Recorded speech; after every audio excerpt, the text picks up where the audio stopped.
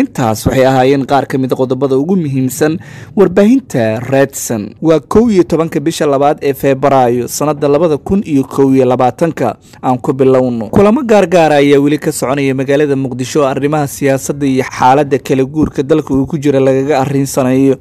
dhinacyada mucaaradka ayaa kordhiyay kulamadooda iyagoo sheegay in ay wadatashi la sameynayaan qeybaha kala duwan ee bulshada si bay yiraahdeen firaaq dastuuriga dalka looga ilaaliyo, waxaana ay ku baaqeen shir degdeg ah oo la isugu yimaado magaalada Muqdisho isla markaana laga qayb geliyo saamilayda siyaasadda dalka oo dhan.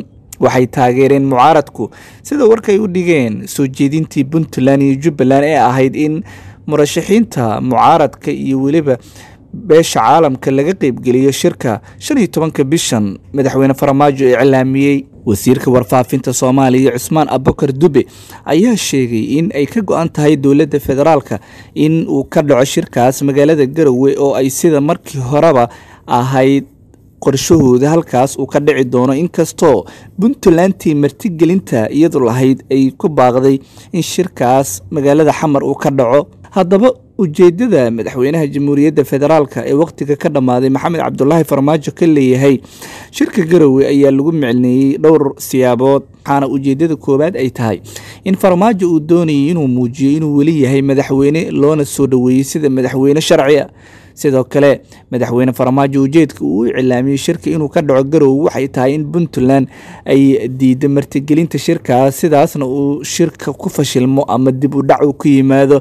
khubarada siyaasadda ku xeeldheer waxay sheegayaan in ujeedada madaxweyne Farmaajo shirkan uu ugu doortay Garowe ay tahay inuu uga gudbo doodaha golaha ammaanka qaramada midoobay ee ka yeelanayaan xaaladda Soomaaliya gaar ahaan muranka doorashada. dowladda federaalka ayaana meesha ka saartay cudurdaarka Puntland isla markaana shaacisay in shirka uu ka dhici doono Garowe. hagaag qeybaha hore ayaa daawanaysaan. xukuumadda Nairobi ayaa war cusub ka soo saartay dhageysiga dacwadda badda ee kala dhaxaysa Soomaaliya, taas oo haatan hortaala maxkamadda cadaaladda adduunka ICJ ee dalka Netherland. Kenya waxa ay qortay codsi cusub oo ay ku doonayso in markii afraad dib loo dhigo kiiskaas oo muddo soo jiitamayay sida uu shaaciyay wargeyska caanka ah ee Nation ee ka soo baxa dalka Kenya. warsidahan waxa uu sidoo kale daabacay in Kenya marka hore damacsan tahay in ay u doodo dhul dhinaca bariga ah oo ay sheeganayso in ay kaga maqan tahay dhinaca Soomaaliya si arintaas xal looga gaaro ka hor kiiska badda. xukuumadda Nairobi waxay soo bandhigtay qariirad ay ku sheegtay in dhinaca bariga oo dhul kaga maqan yahay gudaha Soomaaliya oo qorshaheedu uu yahay in marka hore arintaas maxkamadda ICJ ay gasho. dalabkan ka soo baxay dowladda Kenya ayaa ku soo aadayay iyadoo dhageysiga dacwadda badda loo balansan yahay 15 bisha soo socota ee Maarso sanadkan 2021. haddaba dadka qaar waxay ku tilmaamayaan dhulka ka maqan Kenya oo ay sheeganayso in ceel waa qaybo ka mid ah oo gobolka Geda ka tirsan iyo isla degmada Beled Xaawo oo gobolka Geda ah ay sheeganayso in ay leedahay.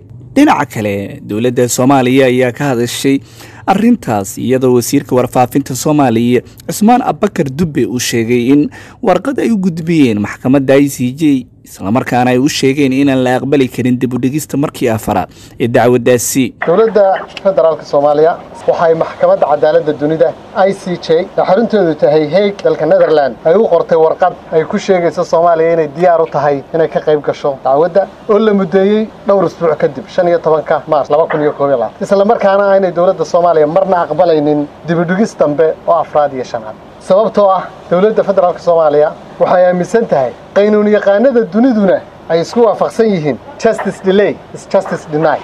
haddaad dib u dhigto xukun iyo maxkamad waxay ka dhigan tahay inaanad maxkamadda aqoonsanayn. waxa uu sheegay in mucaaradka looga baahan yahay arintaas inay falcelin ka sameeyaan maadaama qadiyad weyn oo dalka duulaan lagu yahay ay tahay midda badda. xukuumadda Nairobi ayaa waxa ay u bisoonaysaa in dhul kale ay ka qaadato Soomaaliya xilli deegaanada NFD oo Wajeer iyo Mandheera ka mid yihiin hore gumeystihii Ingiriiska ugu gacan geliyay dowladda Kenya. ciidamada ammaanka ee dowladda Soomaaliya ayaa xabsiga u taxaabay saacado ka hor wiil dhalinyaro ah oo magaciisa lagu sheegay Xasan Cabdirashiid Malabsade. wiilkan ayaa waxaa la sheegay in dhowaan uu baahiyay muuqaal 3 gabdhood isaga oo sheegay in uu guursaday. hase ahaatee warkaas ayaa dib ka beenoobay oo isaguba waa uu qirtay arintaas jiritaankeeda. taliska qaybta guud ee booliiska gobolka Banaadir ayaa amar ku bixiyay soo qabashada wiilkan iyo gabdhihii la sameeyay sheekadan been abuurka ahayd, waxaana la sheegay in baaritaano dheeraad ah oo la mariyay kadib lagu xukumay wiilkan in uu bixiyo magta gabdhahaas bikrada ahaa ee uu sharaftooda ku cayaaray. afayeenka ciidamada booliiska Soomaaliyeed Cornel Sidiiq Aadan Cali Doodisho waxa uu sheegay in dacwad ay soo gudbiyeen ehelada gabdhahaas uu ku been abuurtay wiilkan, isla markaana hadda laga sugayo bixinta magta gabdhahaas ee uu sumcadooda ku cayaaray. waxa uu sheegay Xasan Malabsade oo dhowaan muuqaal ka soo muuqday in arintan ay u sameeyeen isaga iyo waliba 3 gabdhood in ay magac ka sameeyaan oo baraha bulshadana sidaas lagu hadal hayo, waxaana aan raadintiisaas ay sabab ka dhigtay in uu xabsi u galo isla markaana wax ka tan weyn wixii uu filanayay hadda garka loo geliyo. waa hagaag markana magaalada Kismaayo ayaan fiirinayna. ammaanka magaaladaas ayaa sii xumaanayay maalmihii dambe iyadoona dilalka qorsheysan ay ka dhacayeen, waxaana dilalka ugu dambeeyay ee magaaladaas ka dhacay kamid ahaa Cabdikaafi, wiil dhalinyaro ahaa oo taksiile ka shaqaysan jiray magaaladaas 2 cisho ka hor lagu dilay. isla markaana sidoo kale dilkii ugu dambeeyay ayaa waxa meedkiisa maanta oo khamiis ahayd laga helay xeebta magaalada Kismaayo. Maxamed Kilic oo kamid ahaa dhalinyarada magaalada. haddaba dilalkaas ayaa dadka qaar waxay ku sheegeen in beegsiga beel gaar ah uu ka socdo magaalada. ciidamada Jubbaland ayaana bilaabay baaritaano arintan wax laga qabanayo. gudoomiye ku-xigeenka dhinaca amniga magaalada Kismaayo Cabdullaahi Maxamed Cabdi ayaa sheegay in Jubbaland ay ku dadaalayso sugidda amniga isla markaana hadda ay xiran yihiin dad laga shakisan yahay falalka amni darro iyo dilal ka dhacay magaalada. waxaana madaxweynaha Jubbaland Axmed Madoobe uu amar ku bixiyay dadka ku sumcad ciyaaraya magaca maamulka Jubbaland tallaabo laga qaado. magaalada Kismaayo waxaa ku sugan ciidamo ka tirsan kuwa dowladda gaar ahaan kuwooda danab loo yaqaano ee Mareykanka uu tababaray. dowlad goboleedka Jubbaland ciidanka daacadda u ah iyo waliba ciidamada dowladda Kenya oo ka tirsan howlgalka AMISOM.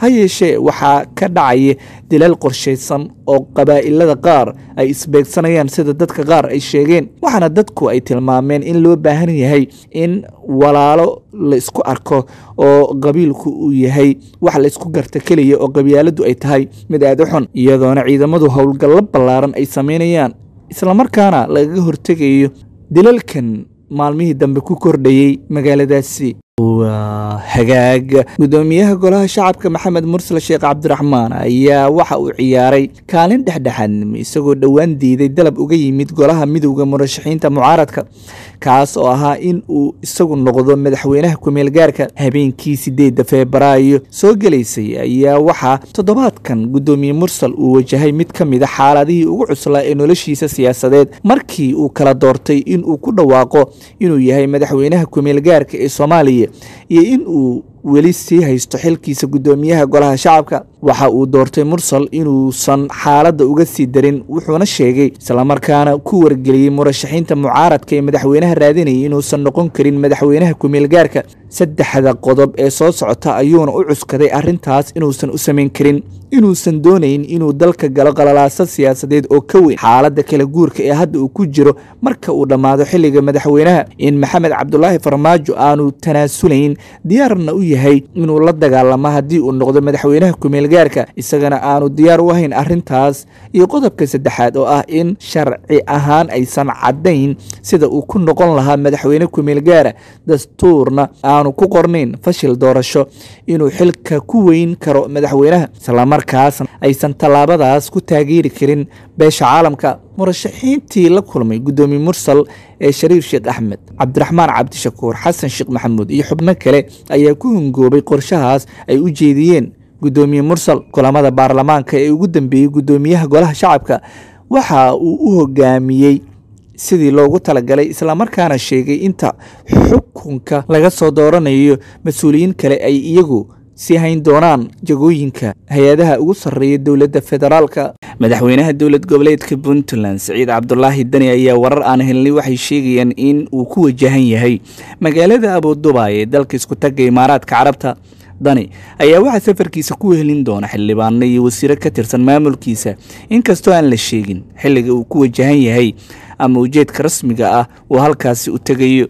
ila muhiima oo ka tirsan madaxtooyada Puntland ee Garowe ayaa noo sheegay in uu jiro warka ah in Siciid Dani Dubay uu u socdaalayo ka hor 15 bishan oo ah xilliga la qorsheeyay shirka la isugu imanayo dowladda dhexe, dowlad goboleedyada iyo gobolka Banaadir, waxaana toddobaadka dambe shirkaas uu ku aadan yahay xilliga madaxweyne Farmaajo uu iclaamiyay. waa dabarjabin kale oo madaxweynaha waqtigiisa ka dhamaaday Maxamed Cabdulaahi Farmaajo lagu sameynayo, maadaama la shaaciyay in Garowe shirka lagu qaban doono, haddana Dani uu iska dhiga tirayo baaqaas iyo martigelinta shirka. isku tagga Imaaraadka Carabta ayaa loo arkaa mid ka mid ah dowladaha Carabeed ee aadka u diidan dib u soo laabashada madaxweyne Farmaajo, iyagoona galaangal weyn faragelinta siyaasadda Soomaaliya ku lahaa 4 sano ee u dambeysay. weliba waxay saaxiib dhow leeyihiin Imaaraadku murashaxiinta mucaaradka ee madaxweynaha raadinaya qaarkood iyo dowlad goboleedka Puntland oo ay saldhig ku leeyihiin magaalada Boosaaso oo dhinaca ciidanka iyo